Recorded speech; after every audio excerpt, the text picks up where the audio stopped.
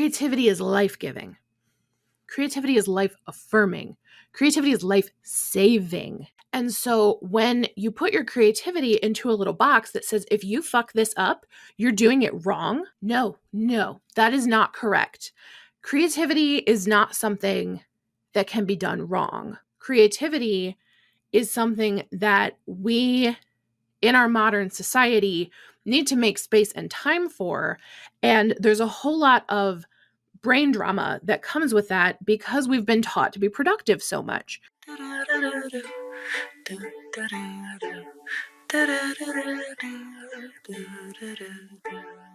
Hey sunshine! Welcome back to another episode of the Neurodivergent Creative. Today we're talking about how I wrote 100,000 plus words in a year, and this was 2022 by enacting just one practice to my writing routine.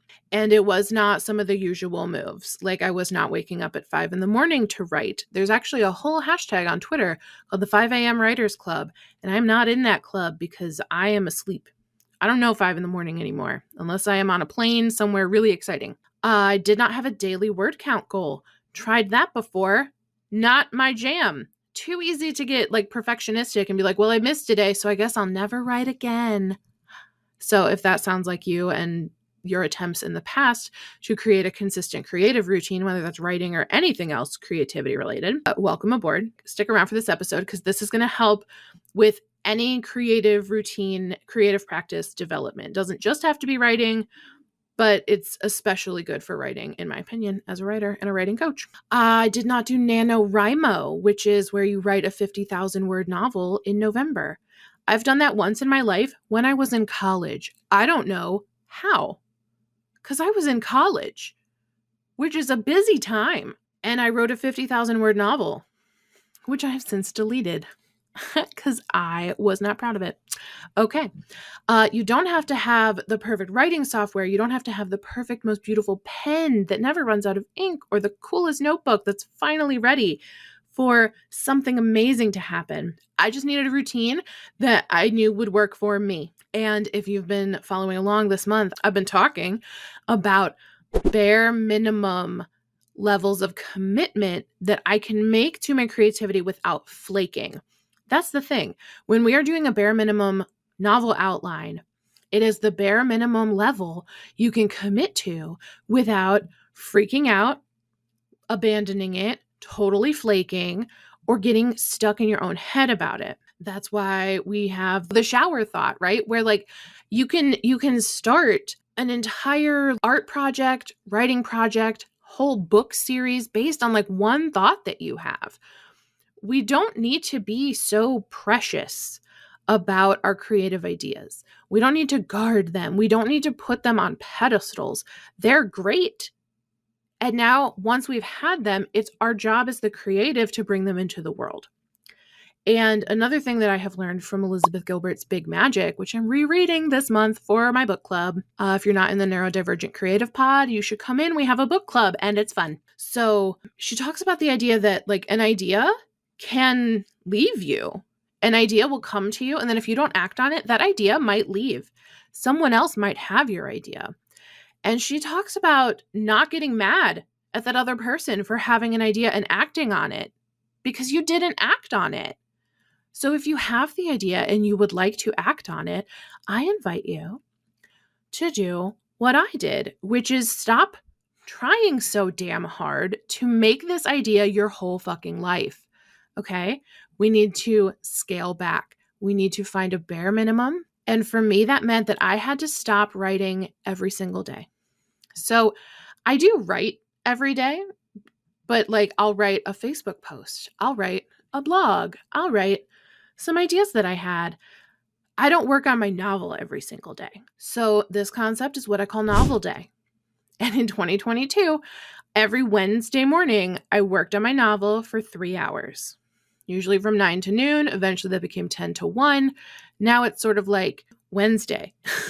I was way better at sticking to it in 2022, which is a factor now in the fact that I'm kind of like avoiding my revisions. So I'm putting those boundaries back on novel day and eliminating my distractions so that I can actually focus because I write More consistently, I have more fun with my novel, and I overall feel so much better about it when I commit to this once a week schedule.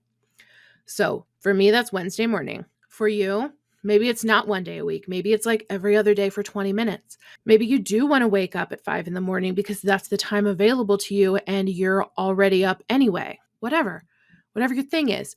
So in 2022, I implemented Novel Day, and I only missed 4 sessions that year.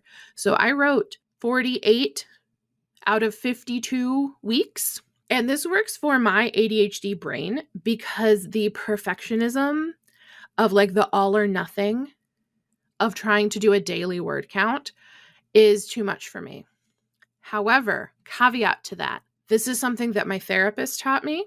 And then I have been teaching it to my writing clients. We don't have to do all or nothing. We can do all or something. So I have one client in the writing incubator right now. They work on their book every day, but work on their book could be writing one note about an idea that they had in their like notes app on their phone. It could be writing one sentence. Right now, because they're scaling it back again, they sit at their computer. Another client following the same process opens the Google folder with their draft in it. That's the level of teeny tiny all or something that they are doing. And that creates a practice. That creates consistency. And I know there's some hate on consistency as a concept, but I think that's because we tend to think of consistency as like the neurotypical every single day, what's your excuse for not doing this thing all of the time? Like pressure.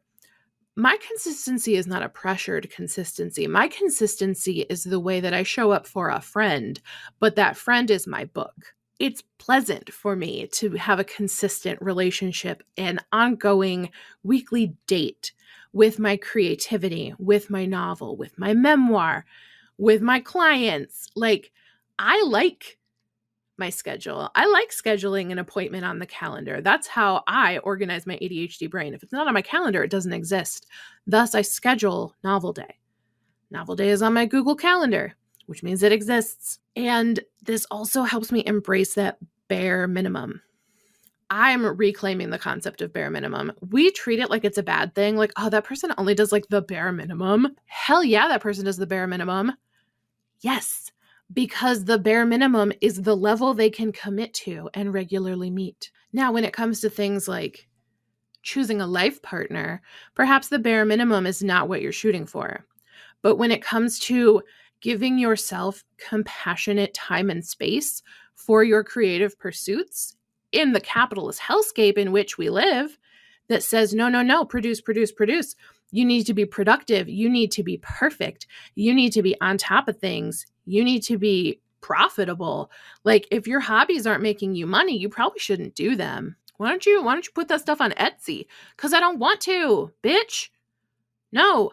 Consistency does not mean assembly line. Consistency does not mean productive at all times. Bare minimum for me is once a week, I sit down with my novel. Once a week, I would like to read a book. I was doing that for a while, and then, you fall off. And this is why I look at things at the long term. Like, when you go to the doctor for blood work, sometimes they're looking for things that are like, today, your blood pressure is high, which isn't a problem today. But if your blood pressure is high every time you go to the doctor, consistently over years, then you might need blood pressure medication. Same thing with the consistency in your writing practice or creative practice. You can fuck off and flake and be like, I don't really feel like reading tonight. My attention is all over the place. Like, I really just want to veg out and watch some TV. You can do that. When it becomes a quote unquote problem is when you are doing that reliably and consistently, and you have whatever the creative equivalent of high blood pressure is. Now it's like, okay, this is now a pattern, and we want to intervene because you set creative goals for yourself. You want to do these creative practices and routines because of a like spiritual and deep need to be creative and have a creative outlet. That's good for us as human beings. We are inherently creative. So writing, art, drawing, just doodling some shit. All very good for us. Gardening. Even if you're not like growing food for yourself, which is a productive thing, even if all you do is throw some wildflower seeds in the backyard and you just look at the bees all summer and you're like, look at all those bees. I love that for you. Anything that nourishes the spirit. Creativity is life-giving. Creativity is life-affirming. Creativity is life-saving. And so when you put your creativity into a little box that says, if you fuck this up, you're doing it wrong. No, that is not correct. Creativity is not something that can be done wrong. Creativity is something that we, in our modern society, need to make space and time for. And there's a whole lot of brain drama that comes with that because we've been taught to be productive so much. And so we feel bad and we feel like, oh, I didn't do anything good this weekend. I just read a book and wrote some poetry and painted this beautiful painting. I wasn't productive at all. Oh my God, gold stars for you. I will mail you a trophy if you don't do a single productive thing and only create all weekend. That's amazing. Please check in with me for your trophy. Bare minimum. Right? That's where I was before I started that little tangent. You can be creative at any pace. Like some people feel very creatively nourished doing a little something creative every day and allowing that little something to be small. I consider cooking part of my creativity and part of the way that I show love because I love to cook. And cooking is very creative and intuitive for me. So my sister and I are the types where if we are out of some ingredient, we can sort of intuitively sub in a different thing. Whereas like other people are more recipe based and they're like, well, we don't have smoked paprika. I can't make this. And sometimes you're like, just use regular paprika. And they're like, that is not what it says. And you're like, okay, we're different. We approach this differently. To me, cooking is a paint palette, right? Like I can mix things, I can blend flavors the way that I would blend colors. Beautiful, wonderful. I lost this ability for a while, but it's recently coming back where I can just sort of be like, okay, what's about to go bad in the fridge? All right, I need to use up a zucchini and a bell pepper and this leftover tempeh that I made. And then I can just whip something up that includes all those things. Like maybe I make a pasta. Maybe I don't know, make some stuffed peppers somehow and then freeze them. Who cares? Whatever. It's like being on an episode of Chopped where I'm like, oh, here's my challenge. Here's my ingredients. And now I have to make something cool out of it. That's so much fun for me. And that would totally stress out other people. So the concept of the bare minimum, right? What are things that make you feel creatively fulfilled? How often does it fulfill you to add them without stressing you out?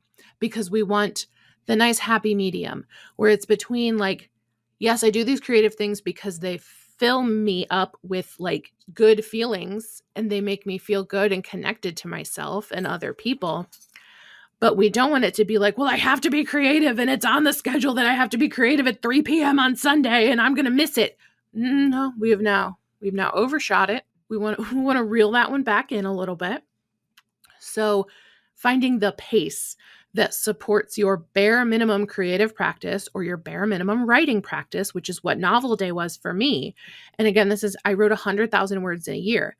And I don't know if that's impressive or not impressive, but I also don't care because it's impressive to me.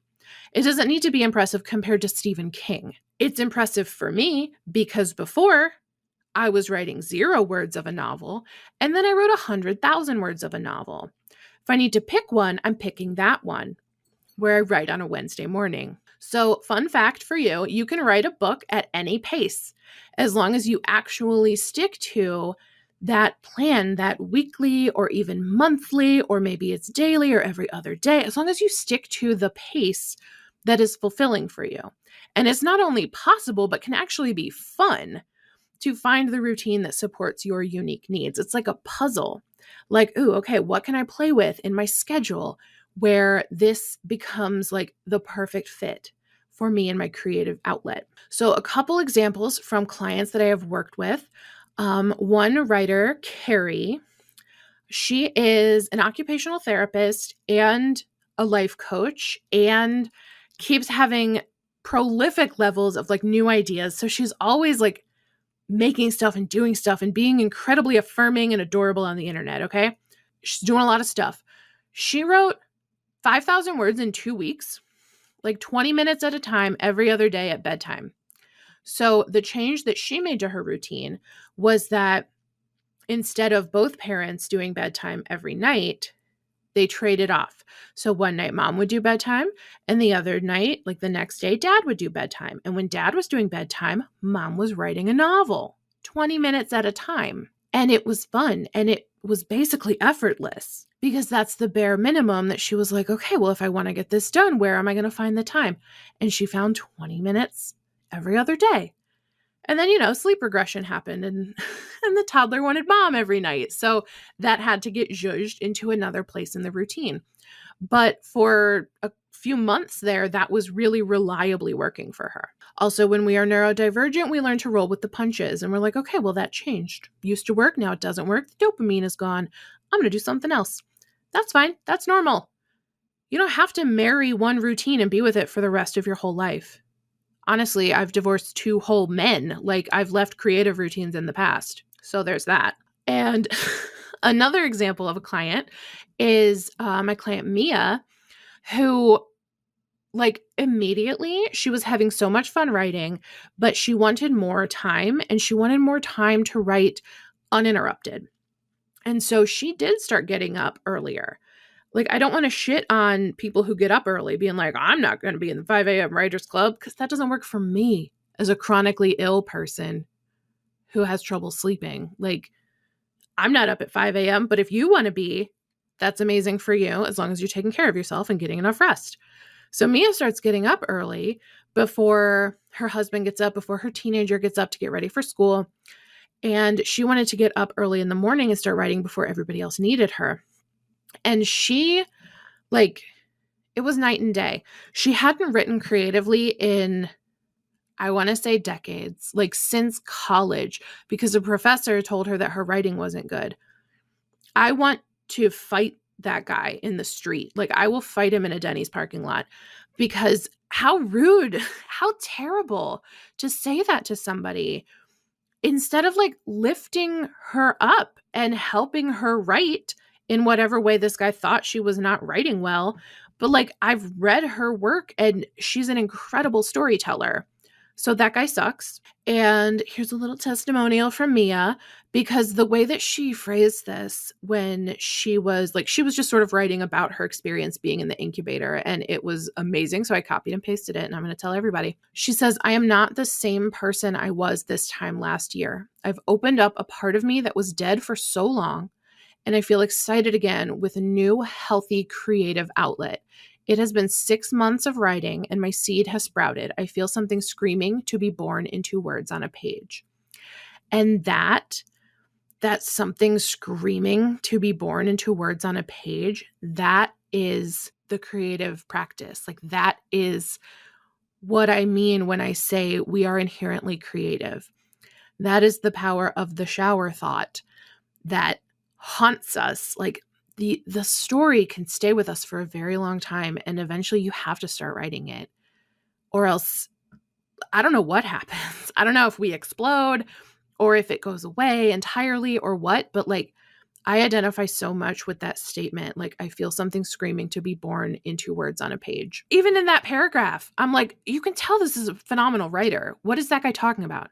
So whoever that professor was, I just want to talk.